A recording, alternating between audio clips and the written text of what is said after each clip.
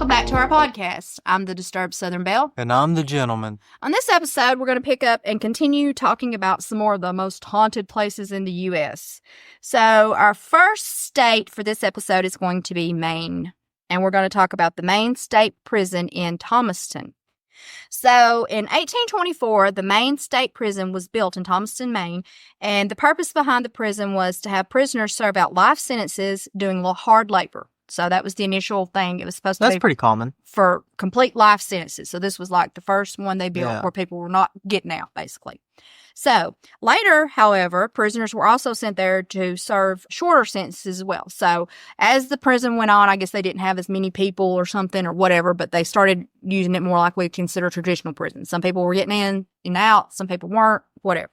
So when the prison was originally built, it was home to both female and male prisoners, which is kind of weird. That's unique. Even back back in those days, though eventually the women were sent to be housed in a different facility, during its time of operation, the building was destroyed by fires and rebuilt numerous times, and it has also sections for mental health, and it even had a segregation unit, which of course it did. Back in those a prison days. Exactly. Way back when. Back in those 1800s, of course it did.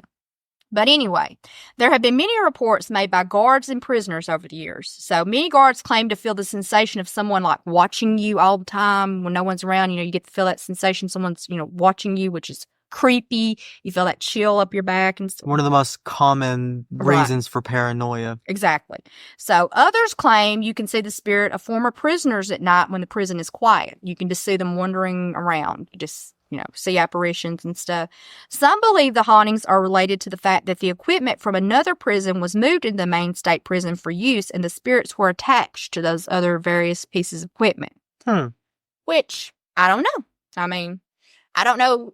I guess I've heard, all those different theories on ghosts, that some attached to buildings, some attached to parts of land, some attached to objects, so why not? Sure. So I don't know, but there's a lot of reports of stuff going on there, and it does sound like probably a creepy place to be. The next place is called the Strand Cinema, and it's in, I hope I'm saying it right, Skowhagen, and it was opened in November of 1929, and it had a really large seating capacity.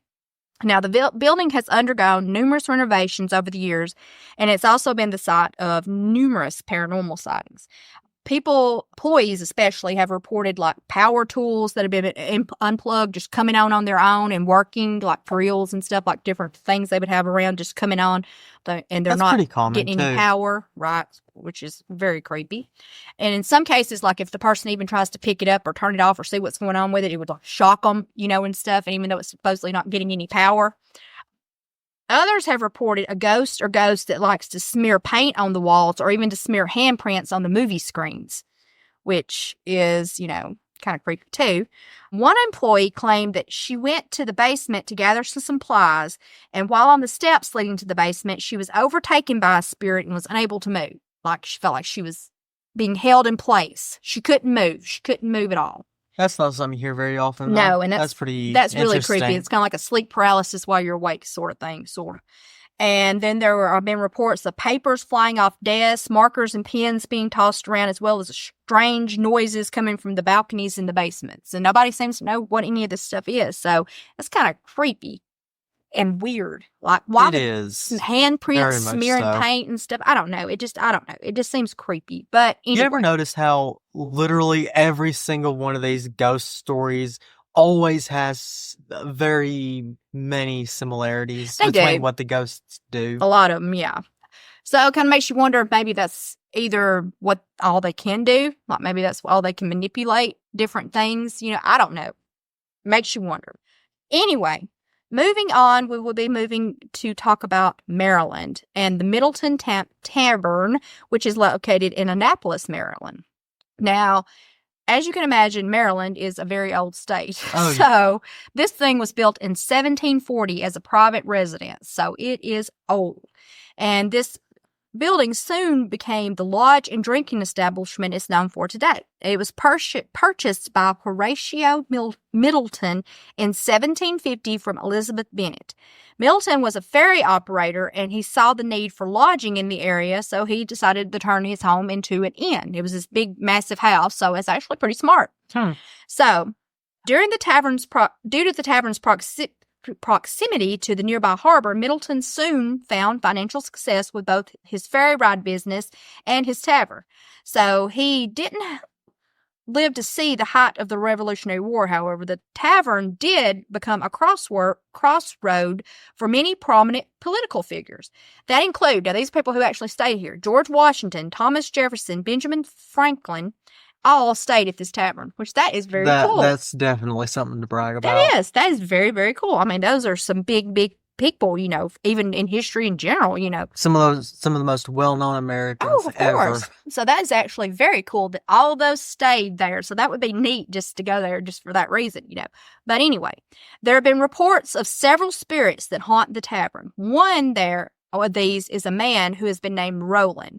And he roams around the bar, and he's dressed in this Revolutionary War era clothing. And he's also been seen looking out one of the dining room windows, looking out towards the harbor. And some people wonder if maybe he's looking like for his lost love or something. Don't know what he's looking for. Could be just longing to leave. Maybe could have been a ferryman. Maybe he's trapped there. He's just longing for the sea again. Could have been a sailor or something. Yeah. Anyway, maybe that's his lost love. So that's kind of sad. They don't really know who he is, but they just see him around. It could be a million things. I couldn't imagine that would have been a great time to live during the Revolutionary War, especially if you were a soldier. But there have also been reports of shadowy figures around the tavern that are said to move lanterns, tables, and chairs. And they don't look like anything. They're just like shadow people, which is kind of spooky too. But yeah, definitely. I can definitely see that thing being haunted. I mean, that was old, and it lived to see through the Revolutionary War. Can you imagine all the stuff that would have went on around that area? Oh, my goodness. I imagine a lot of stuff. Oh, yeah, so that would have been crazy. So the next place we're going to talk about is Dr. Samuel A. Mudhouse. Mudhouse, that's a unique name. Mm-hmm. And it's because it was named after Dr. Samuel A. Mudd. That's his name. Mudd is a very interesting name. Yeah, it is. And this one is also in Maryland. It is in Waldorf, Maryland. And this home is connected to one of the most infamous moments in American history. Care to take a guess? Not really. Okay. In this house, Dr. Mudd sheltered John Wilkes Booth after Booth assassinated President Abraham Lincoln. Yeah, I would have never guessed that. So, now you may think he didn't do it on purpose. He didn't know that he had shot the president. Okay, so unaware of the crime that had been committed by this man, the doctor treated Booth's broken leg, which caused, he got, when he jumped off that balcony, he shot him and he jumped off the balcony. He broke his leg. If people don't know that, that's like really famous, but he did. I actually did not. He did. He jumped, they were like on the second story and they were in that balcony. He came in there, shot the president, and then jumped off the balcony because I guess the Secret Service were after him or whatever behind him. And he jumped off and he ended up breaking his leg. But he got away, of course, and he got to this man's house, Dr. Samuel Mudd. And he treated his broken leg, which caused him in being accused of complicity in Lincoln's assassination, even though he knew nothing supposedly had happened. And why would he? I mean, he wasn't there. So this guy just shows up. He's a doctor, broken leg. He treats him, doesn't know that the man has done anything. He's doing what he's morally obligated to do. Well, yeah, I mean, he's a doctor. He took the Hippocratic Oath and all that. But anyway, so the doctor faced imprisonment. However, his wife and her tireless efforts resulted in the doctor being pardoned by President Andrew Johnson, who took over after President Lincoln was assassinated. Cool. So the home is now a museum, but it is said to be haunted. Staff report seeing the doctor all over the home. On occasion, there is an indentation on the bed where Booth rested while he was being treated by the doctor. And there are also reports of seeing the lady of the house, Mrs. Frances Mudd, wandering the home. Witnesses also claim seeing electric candles flicker and hearing unknown voices. So that's kind of cool. Yeah, very much. It is. So that one is crazy. Now, I had heard about this, but I didn't know the man's name. I had kind of heard that, he had went somewhere and was treated, but I didn't know that he was accused of, being helping him, basically. You know what I'm saying? So that's kind of nuts. But anyway, next we're going to talk about Jonathan Hager House, and it's also known as Hager's Fancy. Well, all right then. This home can trace its origins back to the mid-18th century, so it's pretty old too. Yeah. Jonathan Hager was the founder of Hagerston, and he built the home and utilized it as his home, a trading post, and a frontier fort. So this was pretty happening place back in the day. The home changed hands several times over the years and fell in disrepair before it was finally deeded to the city and restored. There are said to be at least 13 spirits that haunt the home. So 13 That's ghosts again. Here we go. I don't know if they've all got their own little origin story because I couldn't find that. If it's as good as 13 ghosts. But some of the reports of the spirits include objects moving on their own and the sound of disembodied voices, which to me, I don't know.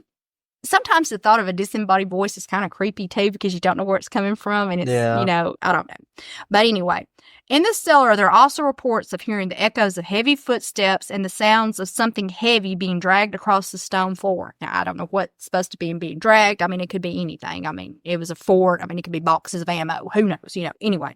The nursery in the home is also a hotbed of activity.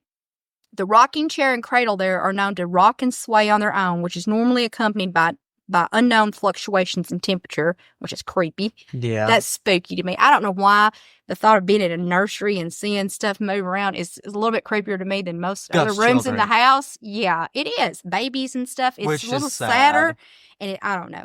People also claim to have encountered the spirit of a little girl, a lady in green, now, not a lady in white, green, who is often seen passing by a window or fleeting around a corner before anyone can get a clear picture of her. So she's like, moving around. She don't want you looking. We went a few episodes now without a lady in white. Ironically, that's kind of impressive. It is. So, as well, there's also a man that's dressed in black. Oh, okay, Man in Black. And there you go. That may be Johnny Cash. We don't know. It hasn't been established, but there is a Man in Black there. And they have been reported both in the home and also in the nearby park. So they're not locked to this house. They're just kind of wandering around. The presence of this little girl is also thought to be linked with that of a corncob doll that is known to be moved around the residence, as well as the malfunction of cameras when in the home. So there's this little doll that looks like a corncob doll, which we're going to assume was probably hers back in the day, and it just moved randomly around the house, and they think it's her moving it. Why not? And she doesn't like them watching her, apparently, so she messes with the cameras. Next, we're going to talk about the Lady Baltimore Hotel. Ironically enough, a cake is called Lady Baltimore. Is there a Lady Baltimore cake? It seems like. So, anyway. This one was opened in 1928, and this home is now famous for its paranormal activity. Guests have reported several different experiences, which include having unsettling dreams or the feeling of a ghostly spirit watching over you while you sleep, which, is very settling. That's definitely not creepy. No, that's calming. Everybody likes to have someone watch over them while they sleep. Others have claimed to be touched by unseen hands while in the elevator or lobby. The elevator is often reported to have many peculiar behaviors. It frequently ascends to the 19th floor unprompted. So you get into it, it just goes up to the 19th floor for no reason. Reminds me of the elevator game. Yeah, really. So then, on the 19th floor, people claim to see a little girl in a cream-colored dress that is clutching a red ball. Now, this one is kind of sad because the girl is normally reported to be seen crying, rocking, or screaming. So, I don't know what... I don't trust that little devil child. Yeah, that is kind of creepy. It's also supposed to be the home of a tragic tale. It tells the story of a married couple dressed in formal wear that were driven to their end, we'll say, by the 1929 stock market crash. And they chose that to be their final place, so to speak. So, a lot of people... I imagine a lot of people did. A lot of people did. That was a very bad day, but yes. So, I don't doubt that, that did happen, but yes. Anyway. Lastly, we're going to talk about a very interesting case that comes from Massachusetts, and that is the Lizzie Borden house. Now, Lizzie Borden, I'm sure everyone has heard of, at the very least, has heard the name. And she was born in July 19th of 1860. And she was later tried and acquitted on August 4th, 1892 for the axe murders of her father and stepmother in Fall River, Massachusetts. Lizzie Borden took an axe and gave her parents 20 whacks. So, ironically enough, no one has ever officially been found guilty of this murder. They literally don't know who did this. They thought she did it. Now, I don't know. She may have. She got away with it if she did. Let's put it that way.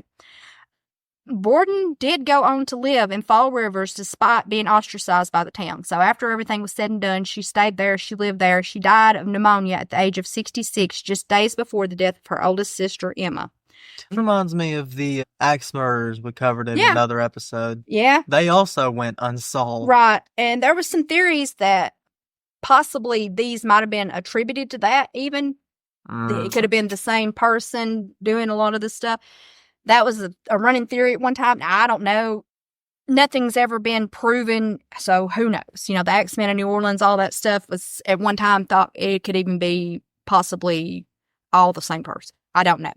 But her father, Andrew Jackson Borden, was of English and Welsh descent. He grew up poor and lived in very modest surroundings and struggled financially as a young man, even though he was the descendant of a wealthy and influential local residents. He eventually went on to prosper in the manufacturing of furniture and caskets, ironically enough.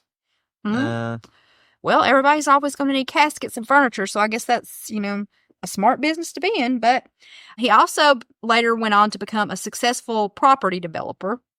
And he also was the director of several textile mills and owned a considerable amount of commercial property. He was also the president of the United Savings Bank and director of the Durfee Safe Deposit and Trust Company. And at the time of his death, his estate was valued at approximately $300,000, which would be around $10 million today. Very good. Yeah. So yeah, I mean, that's a lot of money, $10 million.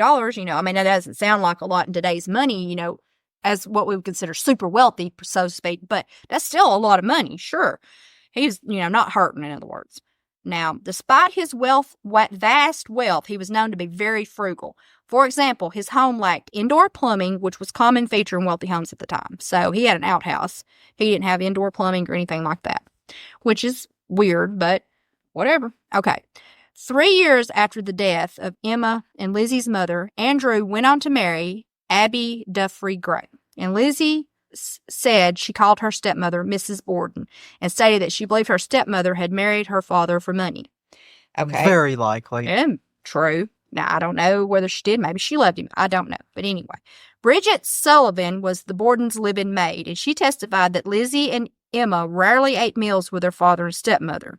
So she said they usually ate alone, like in the kitchen or in different rooms, and they were very aloof around them. Now, I don't know whether that's true. Maybe they treated them, I don't know. But anyway, in May of 1892, Andrew killed several pigeons in his yard using a hatchet. He did this supposedly because he thought they were attracting local children to hunt them, and it's reported that Lizzie had just recently built a roost for the pigeons and was very upset at what he had done, although this has been disputed. So they're kind of saying that might have been motive and why she used a hatchet or axe. That's pretty impressive, though, to kill a lot of pigeons with a hatchet. Right. Now, I don't know if he caught them. Maybe she had them caught in a cage or something, and maybe he was just reaching. Well, if that's the case, no. He was just mean. I don't know. Not right. I don't know if they were loose or not. I don't know. But anyway, yes.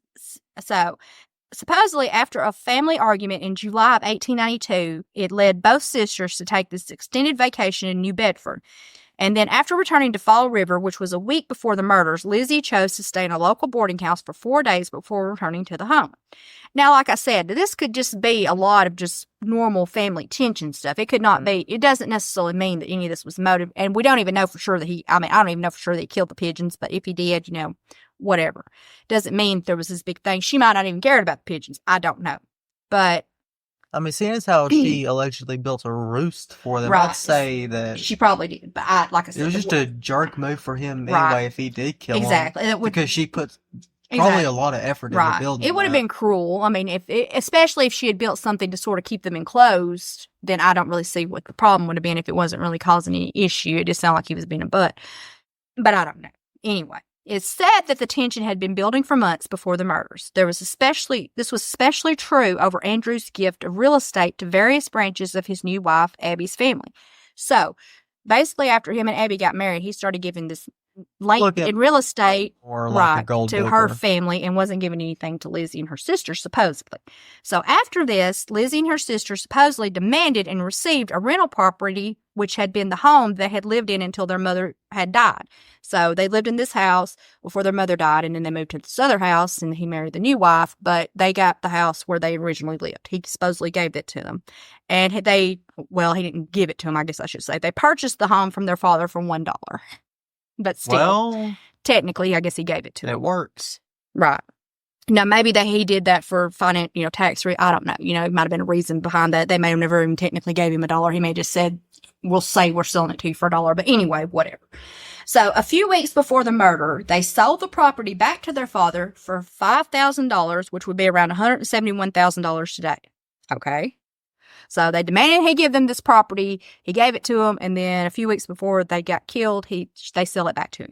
So the night before the murders, John Morse, the sister's maternal uncle, visited and was invited to stay a few days to discuss business matters with Andrew, the father, which led to speculation that their conversation may have aggravated a recently an already tense family situation. Now, I don't know what they were talking about. Maybe they were talking about the property he'd been giving away. Or maybe he was even arguing with him about some of the things I don't know. But anyway, for several days before the murder, the entire household had been violently ill, and a friend of the family thought that it may have been from mutton that had been left out and used in meals over the previous several days. Abby, however, feared that it may have been poison, as Andrew was not well liked in the town. So the stepmother thought that it was maybe someone had poisoned them. Now, this was never proven. I don't know why she said this. I don't know why she thought this. But anyway, he supposedly wasn't well liked. I don't know. Which also would make you think that more people would have motive. Yeah. But anyway, so the Uncle Morris, he arrived on the evening of August the 3rd, and he slept in the guest room. The next morning, Andrew, Abby, and Morris and Sullivan were present. Andrew and Morris then went to the sitting room where they were said to have chatted for over an hour. And then Morris was said to have left the home around 8:48 a.m. to go buy a pair of oxen and then visit one of his nieces. He planned to return the Borden home for lunch at around noon, and Andrew was said to have left around 9 a.m. for his morning walk. Cleaning the guest room was one of Emma and Lizzie's regular chores. So even though they were supposed to be rich, they had chores, and that was one of their chores. However, Abby, the stepmother, is said to have gone upstairs sometime between 9 a.m. and 10:30 a.m. to make the bed in the guest room herself. And then she was found upstairs, so that's why she was supposed to be up there. Now, I don't know whether that's what she went up there for, but anyway. So, according to the forensic investigation, Abby was facing the killer at the time of her attack. She was struck first in the side of her head with a hatchet, which cut at her just above her ear, and this caused her to turn, and she fell face down on the floor, which caused contusions to both her nose and forehead, because, she kind of slid in, I guess. So the killer then struck her multiple times, delivering more than 17 blows to the back of her head. Yeah. So, oh my goodness, this was brutal. I don't care who did it, it was brutal. So now she's dead. Now Andrew, he's supposed to be out doing his little walking or whatever. Now supposedly, I guess while this is taking place, and that's why supposedly nobody heard anything. Evident. So he's supposed to return home around 10:30 a.m. and his key would not open the door to the lock, which I don't know, which is weird. So he knocks. This prompted the maid, Sullivan, to come, and she opened the door, and she uttered a curse when she found the door was jammed. So she was trying to open the door, and it wouldn't open for some reason. It was like jammed in or something, which kind of makes you wonder, did somebody do something to it or something? But I don't know. Likely. Anyway. She then testified that she immediately heard Lizzie's laughing coming from the top of the stairs. And this information was considered to be significant because Abby was already dead at the time and would have been visible to anyone on the second floor. Now, that's just her saying she heard her laughing. Did she? Don't know. Maybe she just didn't like her. Who knows? Anyway, Lizzie later denied being upstairs and claimed that she had met her father downstairs upon his arrival, and he had asked her where Abby was, to which she replied that a messenger had delivered a message to her stepmother to summon her to a visit to a sick friend. So that's what she told her. Now, maybe, for all I know, that could have been what the stepmother even told her, and maybe she went upstairs to get ready and she thought she'd left. I mean, I don't know. It could have happened that way. Very well could have. But anyway, Sullivan then testified that she had helped Andrew remove his boots and helped him into slippers before he lay down on the couch to take a nap. And this was later contradicted by crime scene photos that show that Andrew was still wearing his boots. So, I don't know why she would have said that, but anyway, whatever. Seems kind of weird, but maybe she's just upset. I don't know. Or sounds like she's just making it up as she goes along. It does. Anyway, she also testified that she was on the third floor resting from cleaning the windows. Then just after 11:10, she heard Lizzie call from downstairs, "Maggie, come quick, father's dead. Somebody came in and killed him." Well, all right then. There you go. So Andrew was found slumped on the couch on the downstairs sitting room. He had been struck 10 to 12 times with a hatchet-like weapon, and one of his eyes was split cleanly in two, which suggested that he was probably asleep when they started the attack. His wounds were still bleeding, which indicated that the attack was very recent. Of course, it had to have been, because heart was still pumping or something. So Dr. Bowen, the family's doctor, arrived from his home across the street and pronounced both victims dead. Andrew's death was believed to occur around 11 a.m. Lizzie's answers were initially strange and contradictory. She initially reported hearing a groan, a scraping sound, or a distress call before she entered the home. Okay? Then 2 hours later, she told the police that she'd heard nothing, entered the home, not realizing anything was wrong. Well, this is a bit of a red flag. It's a thinker. Yeah. So when she was asked where Abby was, she stated that she had received a note asking her to visit a sick friend, and she'd left, or she thought she had left. Most of the officers who spoke with Lizzie reportedly disliked her attitude, is what they said, believing that she was too calm and too poised. Despite her odd behavior and changing stories and alibis, she was never checked for any bloodstains. Which that seems like very the much of a stupidest failure. thing I've ever heard in my life. I mean, and there would be no way that she wouldn't have some blood on her if she beat somebody with a hatchet. I mean, come on. But the police did do a small search of her room, but did not do a proper search since Lizzie said she was not feeling well. Well, all right then. Yeah, who knew? If you're ever under investigation for murder, just say you're I'm not feeling well. And of course, they'll just leave you alone and say, well, we'll come back later. But anyway, they were later criticized for their lack of diligence. I mean, I don't know why. She wasn't feeling well. But anyway. That's gotta be it is the stupid. Dumbest excuse I've ever heard. It is. It's stupid. But anyway. In the basement, police found 2 hatchets, 2 axes, and a hatchet head with a broken handle. The hatchet head was suspected of being the murder weapon, as the break in the handle appeared to be fresh, and the ash on the hatchet head looked as though it may have been deliberately placed on the tool to make it appear as if it had been there for a while. So some of the others had like ash and dust and stuff on them because they'd been like down in this basement, I guess near a furnace or whatever. And this one looked like it had stuff like poured on it. I don't know how they would know that, but anyway, whatever. But anyway, none of the tools were removed from the were removed. Okay, because of the mysterious illness that had befallen the family's milk and the victim's stomachs were removed during the autopsies to be checked. However, nothing was found. Why the milk only, I don't know. But anyway, the police went back to the home a few times after the murder and found Lizzie tearing up a dress which she stated had been ruined by paint. And this dress was also never checked for blood. Let me guess, the paint was red. I don't know. My guess is probably. But anyway. It's really not sounding good for her. It doesn't, but anyway. Lizzie's trial took place in New Bedford on June 5th, 1893. 5 days before the trial's commencement, on June 1st, another axe murder took place in Fall River. The victim was Bertha Manchester, who was found killed in her kitchen. The similarities between the murders were strikingly similar. So she's in jail. Another murder takes place in the same city with a hatchet. Sister. Possibly. Could possibly be the sister. You know, they never really talk about the sister. They never even really look at the sister from what I've ever read, which is weird. That's just the first thing that comes to mind. Now, the only thing I can assume is maybe she wasn't around because they never mentioned her, so maybe she wasn't at the house or something at all. Maybe she had left the night before. It never says. But anyway, I don't know. If they were in on it together, it is very possible that she would have committed those murders to make it look like her sister was innocent. Right. She killed this housewife or whatever, which it doesn't matter. I mean, killing a person, it doesn't matter what they were, but you get what I'm saying. It was just like one person that was nearby, whatever, could have been. Or then again, it could have just been another person entirely. You know, like I said, maybe they were all intertwined. Maybe this was some crazy hatchet man that was just riding the trains going around all over America back in the day. Possible. Killing people. Because apparently that was a big thing. Hatchet murders and axe murders were ridiculously popular during this time for some reason. Prosecutors, I guess. Prosecutors argued that the killer had taken the weapon with them as it was covered in blood. and Lizzie's presence in the home was also disputed during the trial. Lizzie told several people that she went into the barn and was not in the house for 20 to 30 minutes.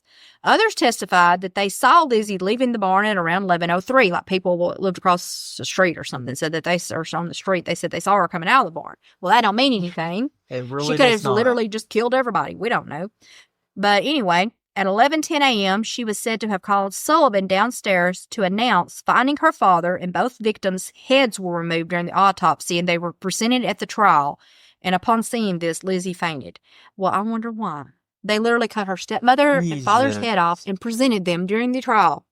That's... And I have no clue why. But anyway, so on June 20th, 1893, after an hour and a half of deliberation, the jury acquitted Lizzie of the murders, and upon exiting the trial, she told reporters that she was the happiest woman in the world. So an hour and a half of deliberation, and they say that she didn't do it, and she leaves. To be fair, there was a substantial lack of evidence There was that she did it. There was a lack of evidence that she did, and there was also, everything was kind of circumstantial, really, in some ways.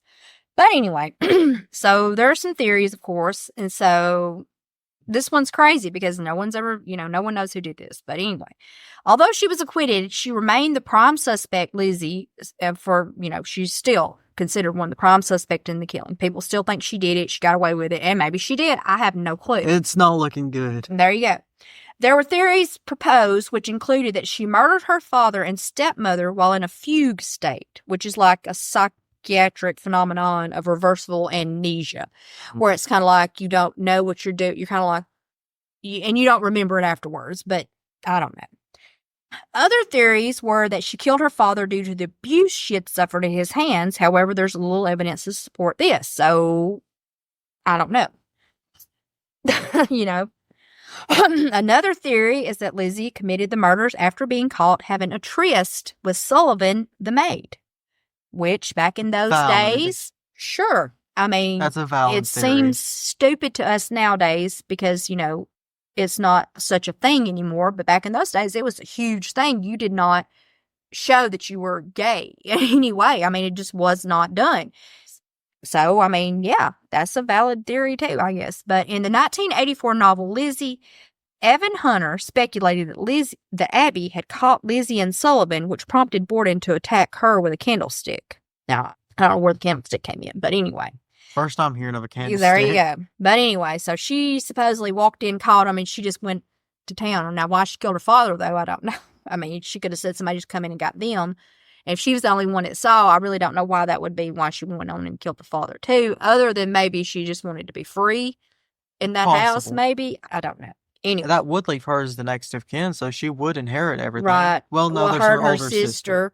But still, yeah, I mean, I'm sure they would have probably shared. They seemed to, the way it describes them, they were pretty close, so I'm guessing they would have probably shared it. Whatever, but it doesn't matter. I don't know. She was then later said to have made a confession to Andrew, which is her father, but due to his poor reception of her revealing her sexual preferences, she ended up attacking him with the hatchet and killing him. His father speculated that she then just disposed of the murder weapon somewhere else, and that's why it was never found. For sure. They never found anything that had any blood on it. Well, that, like you couldn't wipe blood away, but still.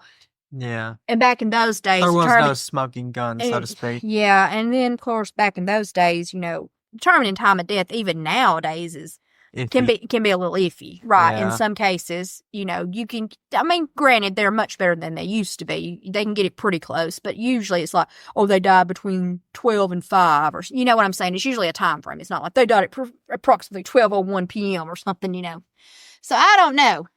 She never got acquitted, she never got, she was charged, I guess, so to speak, but she never got, convicted of it, and nobody knows who did it.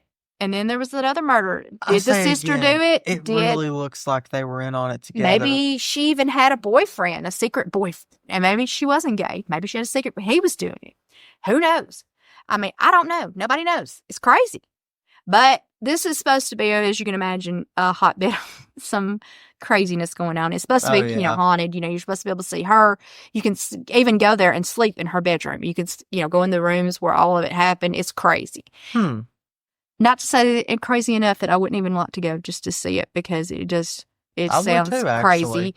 but it's very interesting. I've seen it like on documentaries and different shows and different ghost investigation shows where they just went there and showed it. It's a nice house for those days.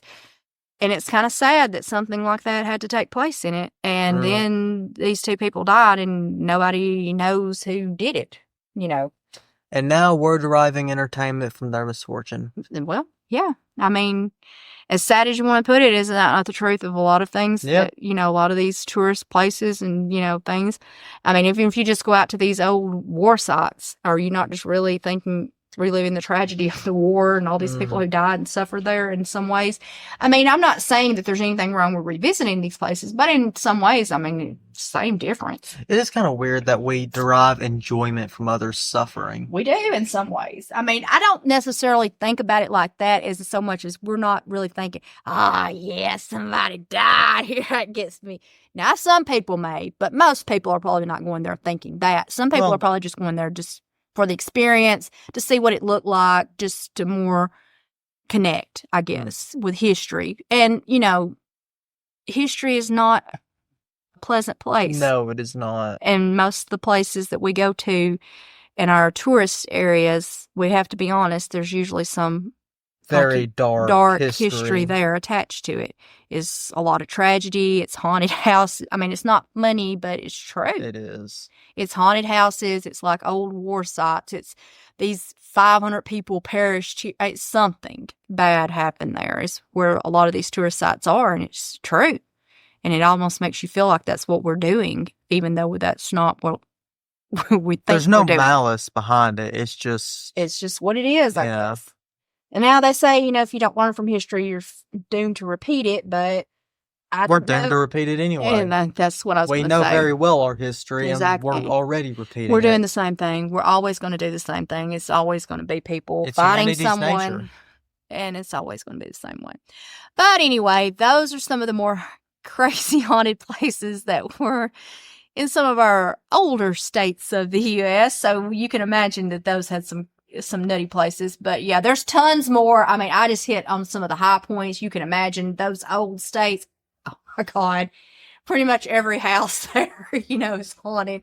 But anyway, we hope you enjoyed this episode. Tune in on our next episode. We're going to continue on talking about some more of the haunted places in the U.S. Don't forget to like, follow, and subscribe. And don't forget to stay disturbed.